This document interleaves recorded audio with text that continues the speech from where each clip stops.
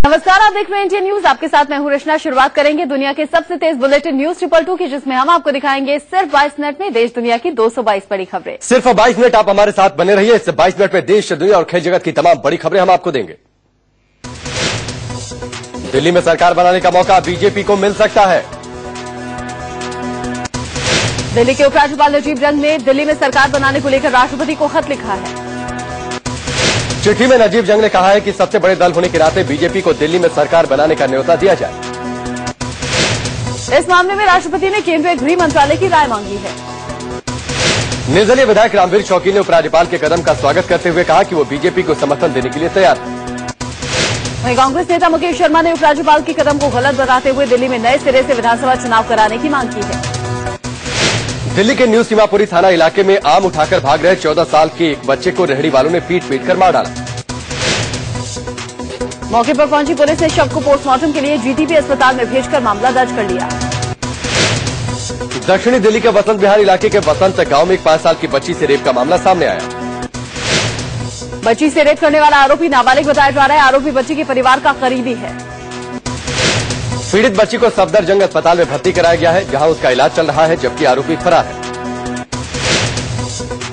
दिल्ली के कल्याणपुरी इलाके में एक छात्र के कत्ल की सनसनीखेज वारदात सामने आई है।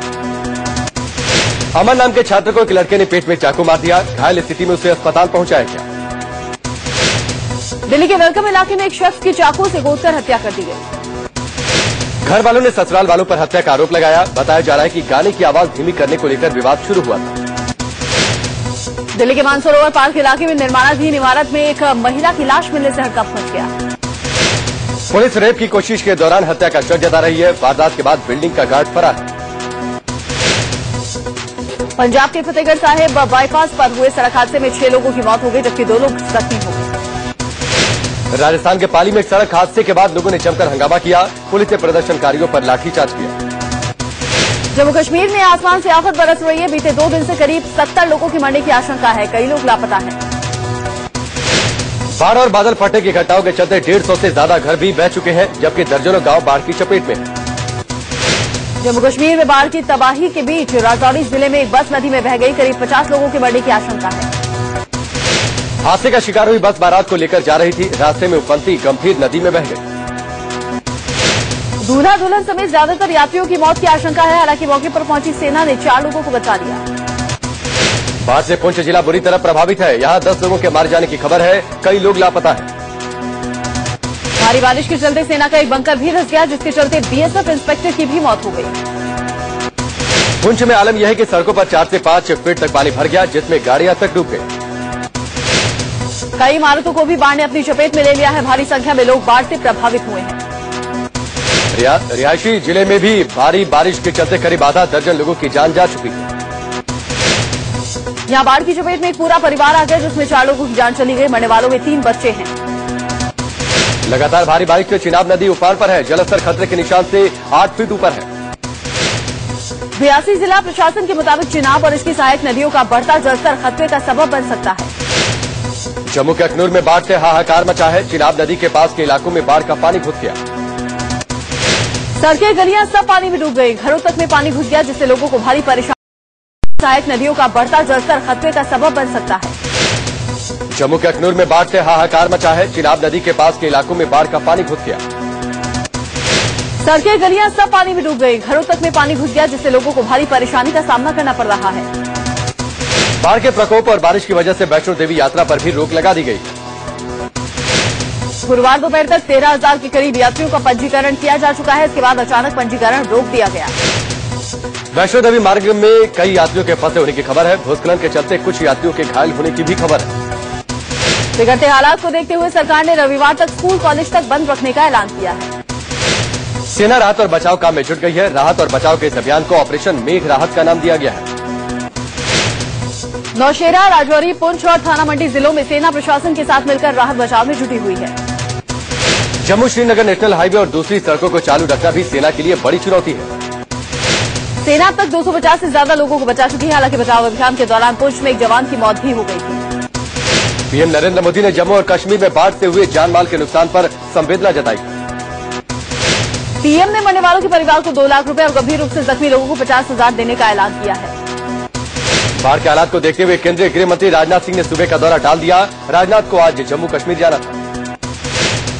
राजनाथ ने मुख्यमंत्री उमर अब्दुल्ला से बात की और हर मुमकिन मदद का भरोसा दिया। राजस्थान के जोधपुर में एक उफनती नदी में 3 लोग फंस गए। तीनों लोगों को एक मुश्किल रेस्क्यू ऑपरेशन के बाद बचा लिया गया। ये तीनों लोग एक बस में सवार थे। भारी बारिश के चलते अचानक नदी में उफान आ गया, बस पलट गई। काफी देर तक ये तीनों लोग बस पर ही खड़े रहे। तब तक गांव के लोग जुटे और पुलिस को सूचना दी गई।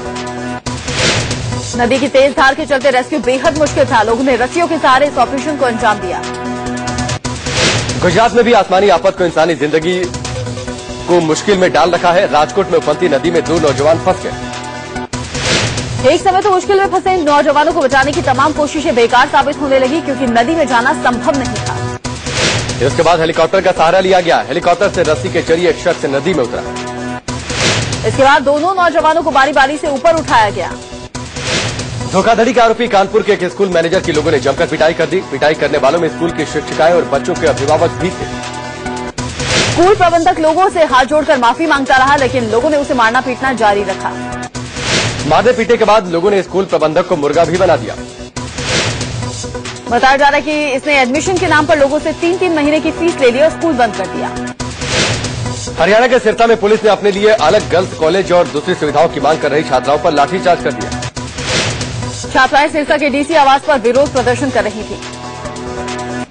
लाठीचार्ज का विरोध करने पर पुलिस ने छात्र संगठन एआईएसएफ और एबीवीपी के नेताओं को भी हिरासत में ले लिया।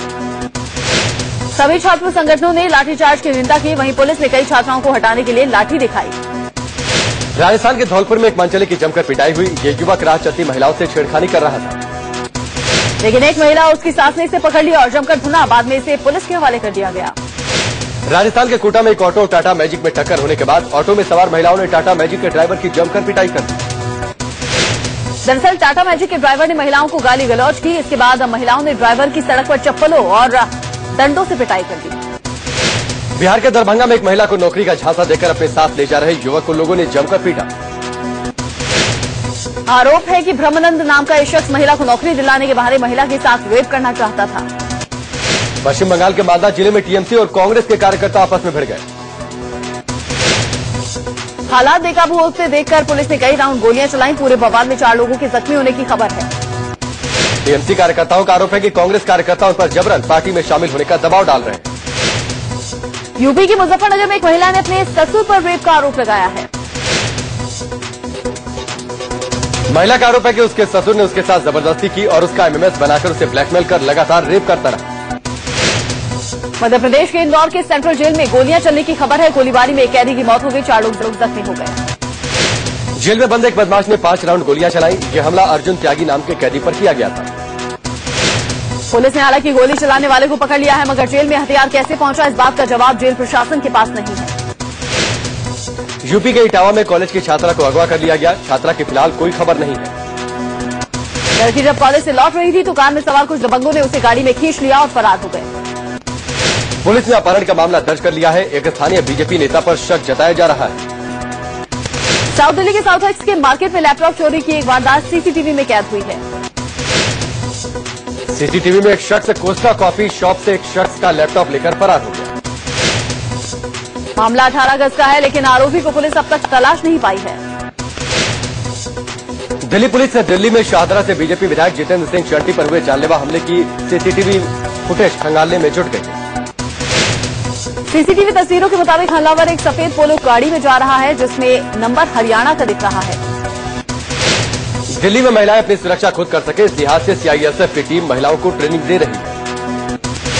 इस ट्रेनिंग में महिलाओं को मार्शल आर्ट के गुर सिखाए जा रहे हैं, ताकि वक्त आने पर वो खुद की रक्षा कर सकें। जौनपुर के सिगरामऊ थाना क्षेत्र में बाइक सवार 2 बदमाशों ने एक व्यापारी को गोली मार दी, लूटपाट की और फिर फरार हो गए।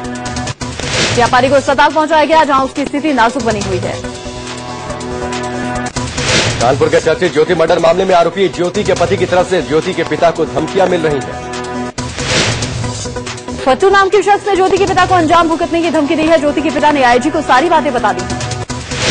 आपको बता दें कि कानपुर में बिस्किट व्यापारी पीयूष ने अपनी गर्लफ्रेंड के साथ साजिश रचकर अपनी पत्नी ज्योति की हत्या कराई थी।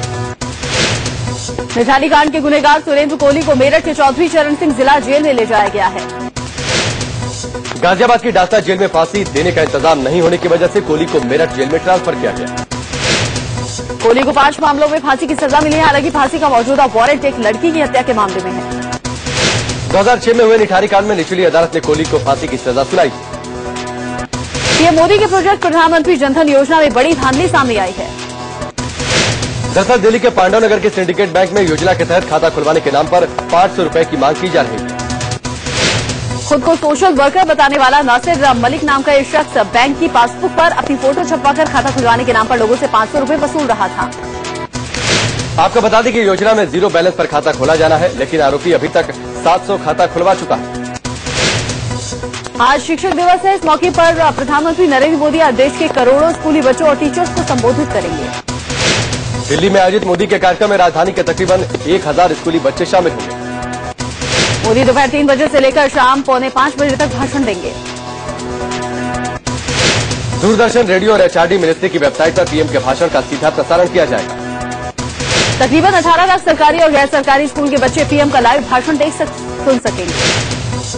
सैटेलाइट लिंक के जरिए मोदी लेह, पोर्ट ब्लेयर, सिलचर, इम्फाल, भुज और दंतेवाड़ा के छात्रों से भी रूबरू होंगे। वीडियो कॉन्फ्रेंसिंग के जरिए वो छात्रों के सवालों का जवाब भी देंगे। मोदी भाषण देखने और सुनने में छात्रों को कोई दिक्कत न पेश आए, इसके लिए स्कूलों को सभी इंतजाम करने के निर्देश दिए गए। वहीं पश्चिम बंगाल सरकार ने साफ कर दिया है कि वो मोदी के भाषण को लेकर कोई इंतजाम नहीं करेगी और अपने तयशुदा कार्यक्रम पर काम करेगी। शिक्षक दिवस पर निबंध लिखने की प्रतियोगिता भी होगी, जिसे गुरु उत्सव 2014 का नाम दिया गया है। कांग्रेस समेत कई पार्टियों ने गुरु उत्सव के नाम पर आपत्ति जताई है। राष्ट्रपति प्रणब मुखर्जी शिक्षक दिवस के मौके पर टीचरों को सम्मानित करेंगे। पीएम के संसदीय क्षेत्र वाराणसी में कई से ऐसे स्कूल हैं जहां पर पीएम के लाइव भाषण में बिजली की बाधा आ सकती है। मुंबई शहर के अलग अलग स्कूलों में भी पीएम नरेंद्र मोदी के भाषण को दिखाने और सुनाने की तैयारी कर ली गई है। कांदीवली की गांधी विद्या मंदिर स्कूल के पास प्रोजेक्टर और LCD के लिए बजट नहीं है, लेकिन यहां पढ़ने वाले टीचर और घर से टीवी लेकर आएंगे और अपने मोदी के भाषण को बच्चों को सुनवाएंगे। मराठ के इस स्कूल में टीवी के अलावा रेडियो से भी भाषण सुनाया जाएगा। स्कूल में स्पीकर लगा दिया गया है। अंधेरी के विद्या निधि स्कूल में तमाम इंतजाम पूरे हो गए हैं। प्रोजेक्टर लगा दिया गया और अब इंतजार पीएम के भाषण का है। ऑस्ट्रेलिया के पीएम टोनी अबॉट ने भारत को उभरती लोकतांत्रिक महाशक्ति बताया। अबॉट ने कहा कि भारत में व्यापार के बेहतर मौके हैं और ऑस्ट्रेलिया इसका ज्यादा से ज्यादा फायदा उठाना चाहता है। ऑस्ट्रेलियाई पीएम टोनी अबॉट की हैदराबाद हाउस में पीएम नरेंद्र मोदी से मुलाकात हुई। इस दौरान खनन, वित्त और शिक्षा के क्षेत्र में दोनों देशों के बीच कुछ समझौतों पर हस्ताक्षर किए जा सकते हैं। ऐसी उम्मीद भी की जा रही है कि दोनों देशों के बीच काफी साल से लंबित असैन्य परमाणु करार भी हो सकता है। भारत ने अभी तक परमाणु प्रसार संधि पर दस्तखत नहीं किया है, जिसकी वजह से ये करार अटका पड़ा है। वो राष्ट्रपति प्रणब मुखर्जी, उपराष्ट्रपति हामिद अंसारी के अलावा विदेश मंत्री सुषमा स्वराज से भी मुलाकात करेंगे। ऑस्ट्रेलियाई पीएम आज एम्स के ट्रॉमा सेंटर का भी दौरा करेंगे। ट्रॉमा सेंटर में बेहतर इलाज के लिए 6 महीने से भारत और ऑस्ट्रेलिया मिलकर शोध कर रहे हैं। भारत पाक रिश्तों की कड़वाहट को दूर करने के लिए नवाज शरीफ ने पीएम नरेंद्र मोदी को सिंदरी और चौसा आम भेजे हैं। एक अंग्रेजी अखबार का दावा है कि राजनयी के जरिए ये आम प्रधानमंत्री मोदी तक पहुंचाए गए। इस महीने के अंत में नवाज शरीफ और मोदी दोनों ही अमेरिका जाएंगे। हालांकि दोनों के बीच में मुलाकात तय नहीं है। सीजफायर के उल्लंघन और दिल्ली में हुर्रियत नेताओं से पाकिस्तानी उच्चायुक्त की मुलाकात के विरोध में भारत ने दोनों देशों के बीच सचिव स्तर की बातचीत रोक दी थी।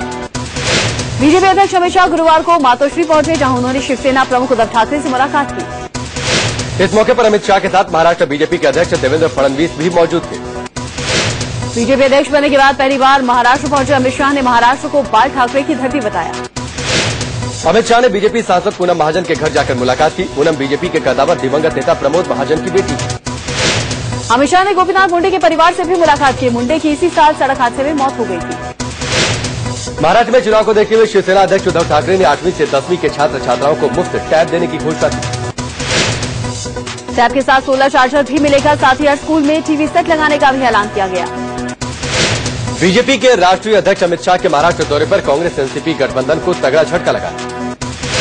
अमित शाह की मौजूदगी में एनसीपी नेता और पूर्व ग्रामीण विकास राज्य मंत्री सूर्यकांत पाटिल, पूर्व महाराष्ट्र एनसीपी अध्यक्ष बाबाराव पाचपुटे और पूर्व सांसद भास्कर राव पाटिल बीजेपी में शामिल हो गए। कांग्रेस की आज केंद्रीय चुनाव समिति की बैठक है। बैठक में आगामी हरियाणा और महाराष्ट्र विधानसभा चुनाव को लेकर रणनीति बनाई जाएगी।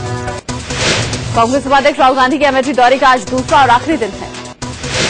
राहुल गांधी आज सुबह मुंशीगंज गेस्ट हाउस में जनता दरबार लगाएंगे। इस दौरान वो लोगों की समस्याओं से रूबरू होंगे। आज वो कांग्रेस कार्यकर्ताओं से भी मुलाकात करेंगे। राहुल गांधी मुसाफिरखाना में एक इंटर कॉलेज भी जाएंगे, जहां वो शिक्षक दिवस के मौके पर टीचरों को सम्मानित भी करेंगे। वो स्वतंत्रता सेनानी राजा राम के परिजनों से भी मुलाकात करेंगे, जिसके बाद वो लखनऊ के लिए रवाना हो जाएंगे। अमेठी पहुंचे राहुल गांधी ने पीएम नरेंद्र मोदी पर हमला करते हुए कहा कि देश में बिजली पानी की समस्या है और पीएम जापान में ढोल बजा रहे हैं। राहुल ने यह भी कहा कि मोदी ने हिंदुस्तान बदलने का वादा किया था, लेकिन सारी समस्याएं जस की तस हैं। मोदी सरकार के 100 दिनों पर चुटकी लेते हुए राहुल ने पूछा कि अब तक सिर्फ भाषणबाजी ही चल रही है, रिजल्ट कब दिखेगा। बीजेपी ने भी राहुल पर हमलावर तेवरों के साथ पूछा कि पीएम ने ड्रम बजाया तो संसद में सोने वाले राहुल गांधी का बाजा क्यों बज गया। सुप्रीम कोर्ट के पूर्व मुख्य न्यायाधीश जस्टिस पी सदाशिवम आज केरल के राज्यपाल पद की शपथ लेंगे। वो शीला दीक्षित की जगह लेंगे।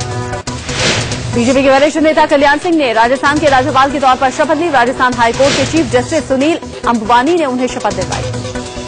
शपथ ग्रहण के दौरान लोगों ने जोर शोर से जय श्री राम के नारे लगाए। इस पर कल्याण सिंह ने कहा कि जिसकी जिसमें निष्ठा होती है वो उसी के नारे लगाता है। आरजेडी अध्यक्ष लालू प्रसाद यादव को आईसीयू से शिफ्ट कर दिया गया है। उनकी सेहत में सुधार को देखते हुए डॉक्टरों ने ये फैसला लिया। हाल ही में लालू के दिल का ऑपरेशन मुंबई के एशियन हार्ट इंस्टीट्यूट अस्पताल में किया गया था। करेंगे सुप्रीम कोर्ट से सीबीआई डायरेक्टर रणजीत सिन्हा को झटका लगा है। सुप्रीम कोर्ट ने उनकी मांग को खारिज कर दिया है। आरोपियों से मुलाकात के मामले में चल रही मीडिया रिपोर्टिंग पर रोक लगाने की रणजीत सिन्हा की मांग को कोर्ट ने खारिज कर दिया।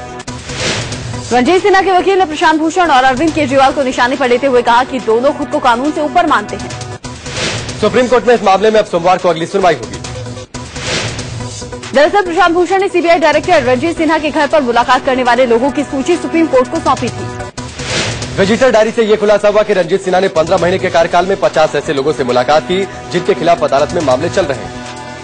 सीबीआई डायरेक्टर रणजीत सिन्हा ने अपने ऊपर लगे आरोपों से इनकार किया है। सीबीआई के निदेशक रणजीत सिन्हा ने कहा कि यदि कोर्ट उन्हें आदेश देता है तो वो कोयला ब्लॉक आवंटन घोटाला मामले से खुद को अलग कर लेंगे। लव जिहाद के नाम पर बीजेपी के प्रचार पर हाईकोर्ट की लखनऊ बेंच ने केंद्र सरकार और चुनाव आयोग से जवाब मांगा है। कोर्ट ने पूछा कि केंद्रीय मंत्री कलराज मिश्र और योगी आदित्यनाथ पर क्या कार्रवाई हुई। एक जनहित याचिका में लव जिहाद पर बयान को लेकर केंद्रीय मंत्री कलराज मिश्र और योगी आदित्यनाथ पर कार्रवाई की मांग की गई है। सरकार और चुनाव आयोग को 10 दिनों के अंदर इस मामले पर जवाब देने को कहा गया है। दुनिया के सबसे खूंखार आतंकी संगठन अलकायदा के मुखिया अल जवाहिरी का वीडियो सामने आने के बाद गृह मंत्रालय में अहम बैठक हुई। गृह मंत्री राजनाथ सिंह ने अफसरों के साथ बैठक की। इस गृह मंत्रालय ने इस वीडियो की जांच के आदेश दिए। वीडियो की जांच का जिम्मा इंटेलिजेंस ब्यूरो और खुफिया एजेंसी रॉ को सौंपा गया है। दरअसल अलकायदा की नजर अब भारत पर है और उसने भारत में आतंक फैलाने के लिए नई शाखा खोलने का ऐलान किया है। 55 मिनट के इस वीडियो में अल जवाहिरी ने भारतीय उपमहाद्वीप में पैर पसारने की बात कही है। झारखंड के गढ़वा में पुलिस ने 3 लाख के इनामी माओवादी जितेंद्र कुर्मा को गिरफ्तार किया। गिरफ्तार माओवादी 1993 से नक्सलियों से जुड़ा था और 100 से ज्यादा गंभीर मामलों में आरोपी है। रांची का चर्चित तारा शाहदेव लव जिहाद केस के आरोपी रंजीत सिंह कोहली उर्फ रकीबुल हसन को न्यायिक हिरासत में जेल भेज दिया गया। रांची पुलिस ने तारा शाहदेव के पति रंजीत की 3-3 दिनों के लिए 2 बार रिमांड में लिया था और पूछताछ की थी। उधर पुलिस ने रंजीत की मां से पूछताछ के लिए 2 दिनों की रिमांड मांगी है। झारखंड में अंधविश्वास की ऐसी खबर आई है जिसे सुनकर आप चौंक जाएंगे। यहाँ झारखंड में गांव में एक 18 साल की लड़की की शादी कुत्ते से करा दी गई। कुत्ते को सजाया गया, कुत्ता दूल्हा बना और बाकायदा कार में सवार होकर घर आया। इस शादी में पूरा गांव इकट्ठा हो गया और सभी रस्में निभाई गई। लड़की के परिजनों की माने तो लड़की के अंदर प्रेत बाधा है, जिसे दूर करने के लिए उसकी शादी कुत्ते से कराई गई। गुजरात के सुरेंद्रनगर जिले में एक परिवार के 40 लोगों को दबंगों ने समाज से बाहर कर दिया। दबंगों ने तालिबानी फरमान सुनाया कि इन परिवार वालों को अगर किसी ने कुछ खाने के लिए दिया तो इनके यहाँ से कुछ लिया तो उसे 50,000 रुपए हर्जाना वसूला जाएगा।